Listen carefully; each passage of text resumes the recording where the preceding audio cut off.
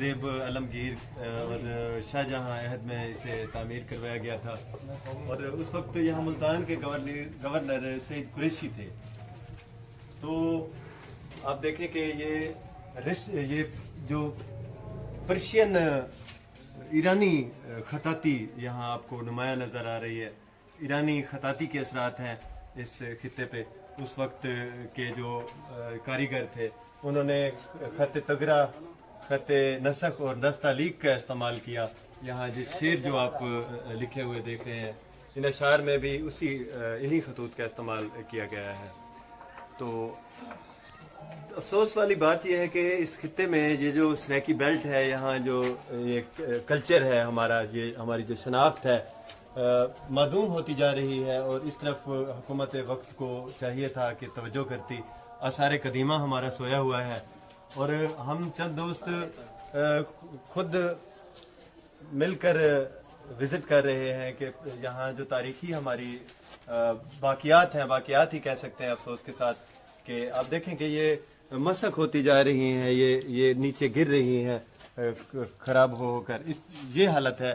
تو ان اہم نوادرات کو اور ہماری اس ثقافت کو بچانے کے لیے میں سمجھتا ہوں اقدامات کرنا ہمارا فرض بنتا ہے. اس خطے کے لوگوں کو جاگنا ہوگا کہ ہمارے ساتھ کیا ہونے جا رہا ہے.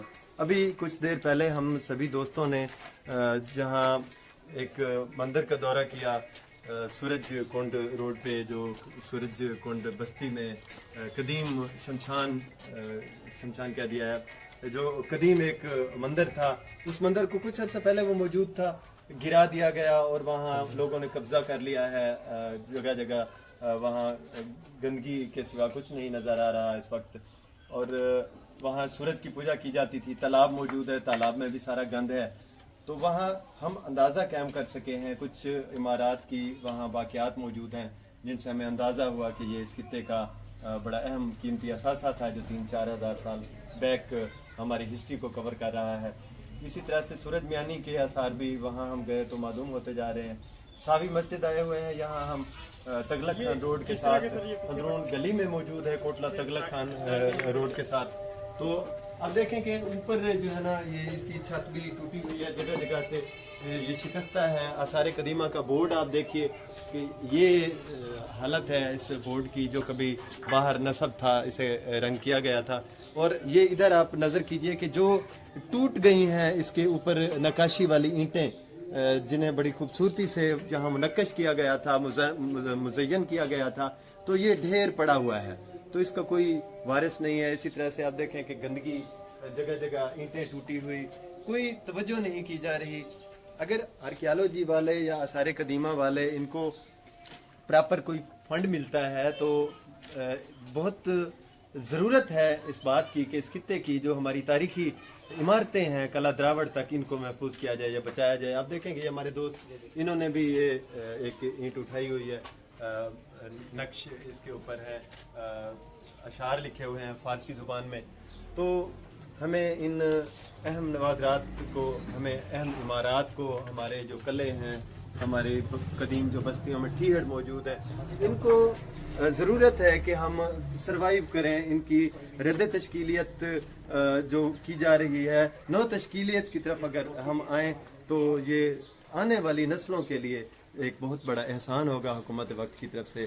ہم استدعا کریں گے کہ ان جو تاریخی ہماری عمارات ہیں، جو ثقافتی ہمارے نمونے ہیں، ہماری تاریخ کا حصہ ہیں، انہیں بچایا جائے. آپ یہ دیکھیں کہ یہ معدوم ہو رہی ہیں، یہ ٹائلیں، ان کا رنگ شکستہ ہو کر گر رہا ہے نیچے. تو یہ ادھر لے کے آئیں ذرا کیمرہ. یہ حالات ہیں. تو یہ آپ لوگ بہتر فیصلہ کر سکتے ہیں کہ جہاں جو چیز تھی اسی حالت میں ہے اور اس پر توجہ نہیں دی جا رہی. یہ دیکھیں کہ یہ بھی اسی طرح سے حالت ہے، اینٹیں پڑی ہیں اور کوئی صفائی کا نظام نہیں ہے، تزئین نو کا نظام نہیں ہے، آرائش کا دوبارہ کوئی نہیں کام کیا گیا. ایسے یہ بورڈ دیکھیں کہ اس پہ بھی کچھ معلومات دی گئی ہیں. ساوی مسجد لکھا ہوا ہے. The mosque was built by Nawab Said Khan Qureshi, a noble of Shah Jahan and Aurangzeb days. Fence, mosaics with geometrical designs and flower motifs have been used for its ornamentation.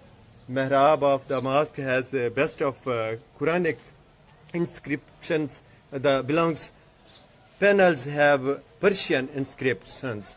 These unique epigraphic work on glazed tiles represent the art.